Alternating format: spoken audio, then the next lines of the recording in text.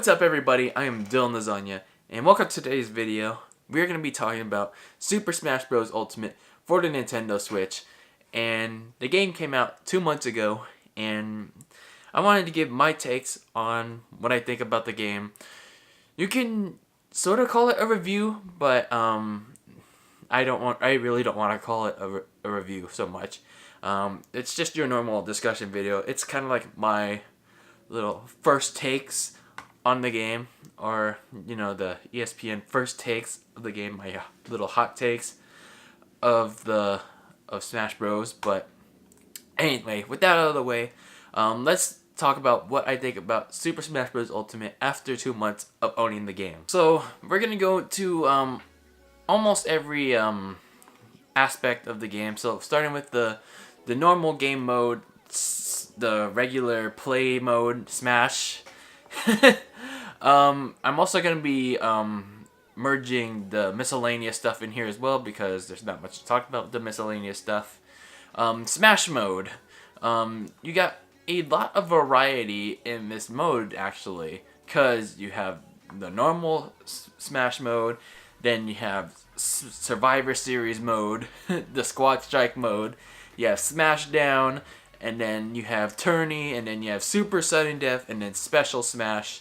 There's actually quite a lot to do in this normal section of Smash Ultimate.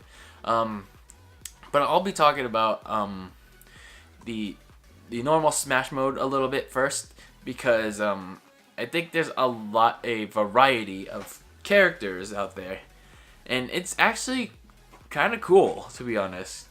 Right now, I usually play with Inkling as their Agent 3 skin. I also play with Kirby, Lucas, Bowser, and Meta Knight and Mario. Those are some of my favorite characters to play right now. And there's actually a lot of other characters that I'm trying to get around playing with. And to be honest, this is actually a Smash Bros. Game that it's a little challenging for me to find a main, to be honest. There's no like main character that I can be set on, because I want to try them all, to be honest. Except for Little Mac, because he sucks. He really sucks. The stage selection in the regular fighting and in Smash is just amazing. It's just, even though we didn't get that many new stages, plus we just got all the regular stages, all the stages from the past back. My main stage that I play with is Moray Towers in Omega mode, because the normal Moray Towers is just trash. The reason why I play Moray Towers in Smash Ultimate is because to listen to all the Splatoon 2 music. Don't get me wrong, I never played the original Splatoon, but I put the Splatoon 2 music over all the original Splatoon music. That's another side note. So going on from the normal Smash mode to Squad Strike, I really like Squad Strike because it kind of expands on normal like Smash mode, like whether you're playing 1v1s, 2v2s, or like free for all, or maybe a team battles. It takes the team battle aspect of normal Smash mode into a Survivor Series kind of game mode, which is pretty cool. It's like you can either do a tag team battle or like a 1v1, but it's like a elimination style kind of matchup, and it's pretty cool, to say the least. It gives me a chance to like consecutive chances to practice with some of my favorite characters to play as. Speaking of, actually, let's talk a little bit about the CPUs, because although they can get a little challenging when you go higher up, they can make some questionable decisions. Like in fights, like when they do their up recover, or when they try to do their up recovery, they end up dying. They end up dying half the time, and a bunch of other questionable things to try to self-destruct themselves, or try to make themselves lose in the end. But nonetheless, that can be a challenge. But moving back to Squad Strike, I find that to be one of the most enjoyable like modes in the game, and it just reminds me so much of Survivor Series. And now the last thing I want to talk about from Smash mode is Smashdown. It's a pretty cool game mode. It's just not as great when you're doing it by yourself, to be honest. It's more fun when you're doing it with friends or family, because once you keep racking up wins consecutively, even when you're playing on the highest difficulty, the second or even the highest difficulty, it gets kind of boring, to be honest. So I feel like doing Smashdown with friends, it's much better. If in case you don't remember what Smashdown is, it's pretty much you play as this fighter, and then you can't use once you win with that, or whether you win or lose with that fighter, you can't use them again. Now let's move on to the miscellaneous stuff that I merged with this Smash mode. I really like how you can unlock stuff right in this by like just playing out a bunch of matches, and then a couple minutes later you can unlock stuff via the shop, because right now I'm trying to get all my favorite songs through the shop just by like playing matches. I pretty much gotten all the Splatoon 2 music I wanted just by playing matches. So I like that unlock system that way. So that's pretty cool. I also like how... Was there anything else that I really liked? I mean, I guess I kind of liked the like all... Oh, I think that was pretty much it. I think that's the only thing I liked about the miscellaneous stuff. Pretty much like the shop itself. That was pretty much it. Now let's talk briefly about the game modes. Aside from the other game mode, the major game mode I'm going to be talking about next. Games and more. So let's start with classic mode. It's pretty fun, to be honest. There's some sort of variety in this, but I like the intensity aspect of it. It can be cool and a little bit of a pain in the ass a lot of the times. Like, for example, I was trying to do the challenge where like Snake's challenge, where you had to complete the intensity of 5.0 without doing continues, and I was almost there until I reached the point where I was in that part where I was in that fatal 4-way, and then I got killed by freaking lava out of nowhere, which was really stupid, and I was like, I freaking rage quit because I was so pissed off at all that stupidity that happened. So that was very frustrating. But other than that, I liked all the callbacks to in this classic mode. One thing I would have changed if I were Sakurai in this classic mode was some of the bosses, and like some of the final bosses in this classic mode. Like, it was kind of this is just my own personal preference, but I was kind of sad when I didn't see DJ Octavio as the final boss for Inkling. Sorry if I'm spoiling this for you if you didn't play it, by the way. I was kind of sad I didn't see Inkling's final boss as DJ Octavio, because it would have been a cool like callback to Splatoon. And it was kind of weird seeing Palutena as Bayonetta's final boss. Like, it was a giant Palutena against Bayonetta.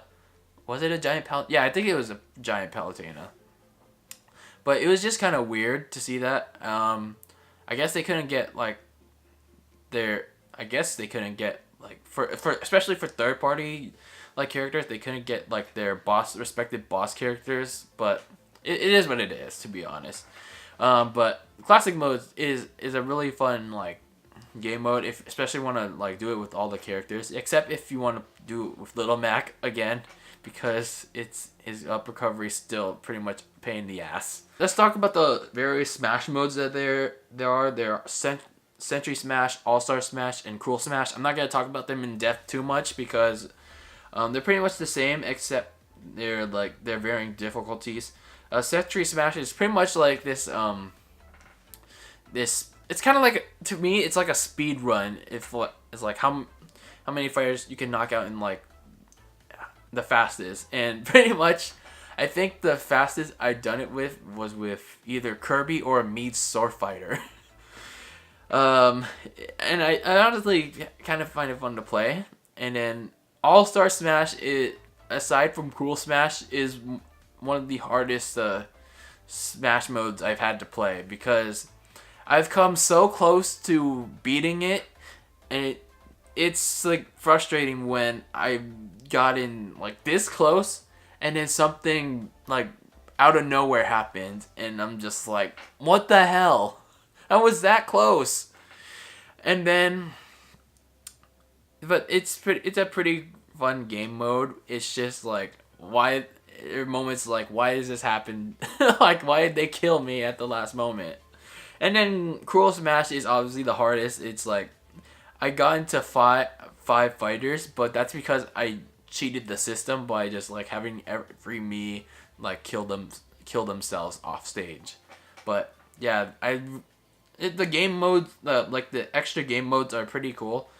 I just wish that in future updates that they bring back break the targets or home run contests, because especially home run contests, because I really miss like trying to break my own record in that game. So I really hope in future updates they bring back those kind of modes. So let's talk about the big beef, the big chunk of this game, and that is Spirits mode.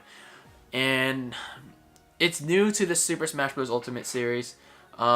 It serves as a replacement to collectible trophies, which is kind of a good and a bad thing.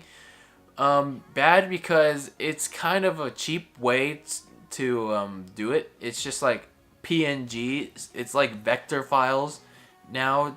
It's also it's also just a cheap way to get a representation for every character like that's not a playable character in Smash. But I guess you can also consider that a good thing.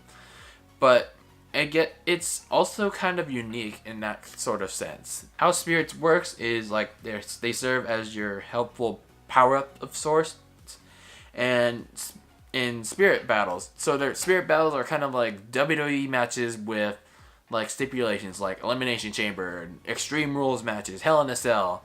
So they're like, their stipulations are like the floor is lava, the floor is poison, or there's a poison fog, enemy has increased defense, everyone has like low gravity or high gravity, and everyone gets easily launched. So those kind of stipulations. When you lose spirit battles, you have to wait a couple minutes to have a rematch with them on something called the Spirit Board. That's where you can go hunt for those various spirits, and once you win that rematch, then you can go collect that spirit, which is guarded by a shield. But there's an opening that you have to shoot through to get that spirit. If you don't, then you have to fight again that spirit, and then once you win, then the opening gets bigger, and then increasing your chances to get that spirit. The big caveat to Spirits mode is the new adventure mode called World of Light. Now, let me warn you all before I continue on with this discussion. There's going to be a lot of spoilers from World of Light moving forward. So if you don't want to be spoiled, especially if you haven't finished World of Light or haven't touched it at all, I am warning you to either skip this part of the video or just like leave now. Because I'm going to be discussing it a lot right here, right now. So, alright, here we go. I'm not going back now. I'm going to be talking about it in 3, 2, 1. So, World of Light. This mode is pretty much the same as Spirits, except it expands on that concept, but in the form of a game board. So, initially, you start as Kirby, it starts off the same as it did in the trailer. Everyone gets killed, Thanos style. The whole universe is wiped out. All the characters in the universe are turned into spirits, and all the fighters are turned into Galeem's servants, except for Kirby. So you start with him, and then you have to make your way around the spirit board to free not only just the fighters, but also the various spirits around there. Then once you work your way up to Galeem, then you defeat him. Once you defeat him, your story's over, right? Your story's over. Wrong. That's where the story just begins. The story actually continues with Darkon, because once Galeem is defeated, Darkon, the Dark Force in this story, he comes in and attacks Galeem and starts spreading what's considered the light realm around with darkness. Hello, darkness, my old friend. And now you have to go into the dark realm, which is considered like the second chapter of the World of Light mode, and free fighters from there, and as well as other spirits if you want to go grind out that stuff, I guess. And then once you free up all those spirits and all those characters, then you go defeat Darkon. I don't know anymore. So Darkon, once you defeat Darkon, the world is right again, right? Wrong again! So it's pretty much a civil war between light and dark. Gee, where have we heard this storyline before? So, now you have to make a decision. It's a decision GTA 5 style. Do you kill Trevor or do you kill Michael? Or do you save them both and go after the FIB and everyone else that double crossed you? Do you kill Steve Haynes? Do you kill everyone else that pretty much you pretty much ass kissed? And then all is right. Yeah, so you pretty much like go into this civil war, having to make the decision of whether you should join Darkon's side or help Gleam's side, or pretty much screw both of them. And yeah, I'll just leave it at there for you to decide. If you finished World of Light, let me know what decision you made at the end. And because to be honest, it was very interesting how it ended, and I'm not at least going to spoil that. Overall, I found World of Light to be a very interesting adventure mode from its story. I'm not sure if I found it as good as the Subspace Emissary from Brawl, but I'm not gonna really compare it to that right here. I will say this about the World of Light adventure mode. I found once I continued to progress through the campaign, I found it to be very repetitive. Like when it went further, even when I started using lower powerful spirits, I somehow kept managing to win all of them. Like going back to my point where the CPU tends to like kill itself, it started to come back here in World of Light. The CPU continued to find ways to self-destruct itself. So pretty much it's like I win by doing absolutely nothing. That's pretty much what World of Light started to become as I progressed further and further. To be honest, that's kind of like most spirit battles. Like even not in World of Light. So overall, I think World of Light I like the story of World of Light. It's just that like grinding through the game board itself, you might find it fun at first, but as you continue to progress through the story, things could start getting repetitive for you, even if you start using lower powered spirits. And I'll just leave it at that. Alright, now, last but not least, I want to talk about the online aspect about Super Smash Bros. Ultimate. So there you have it. That was my discussion and takes about Super Smash Bros. Ultimate for the Nintendo Switch 2 months after having played this game. And I know there's still a lot to explore into this game, and they're probably gonna they're still adding a lot more stuff in it. They're still having spirit events going on. There's probably one going on right now. And they just added Piranha Plant for those that registered the game. And there's also the Season Pass DLC. They got Joker from Persona 5, and I'm hopeful that they add pretty interesting characters for the DLC pass. I'm not gonna go into that right now, but I had a lot on my mind for that. But in regards to Smash Ultimate itself, I like the single player aspect. There's like a lot to do in this if you don't have like too many friends to play this with. There's a lot of single player content in this. World of Light will serve you well. If you want to really grind out for spirits, you can also do that. There's like classic mode will also serve you well, and then like doing a lot of Smash battles, especially if you want to improve, will help you as well. My key highlights from Smash Ultimate so far have to be the All-Star Smash Classic Mode and Squad Strike. And from a story perspective, World of Light. And I can't say enough about those game modes. And I hope, like I said, I hope more content comes out in the future, like home run contest, like other more the other DLC fighters that are coming out. That will be pretty cool.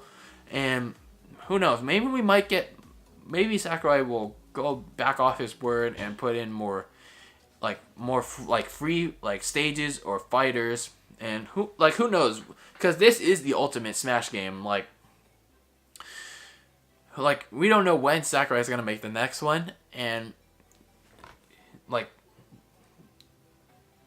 a few more additions would be cool. And Super Smash Bros. Ultimate really does live up to its name. It is the ultimate Super Smash Bros. Game. And as long as Sakurai and his team continues to build up with this game and keeps supporting this game for years and years to come, I don't know when the next Smash Bros. Game will really come out. And that's the best thing about it. Expect the unexpected with Smash Bros. And this definitely proved it. This game definitely proved it once again. So that's my takes on Super Smash Bros. Ultimate. What do you guys think about the game? Let me know in the comments below. And don't forget to subscribe for more videos. Like, comment, share, subscribe. Follow me on all my social media accounts if you like. Those are in the description below. And always be delicious. I'll see you all in the next video. And I'm out.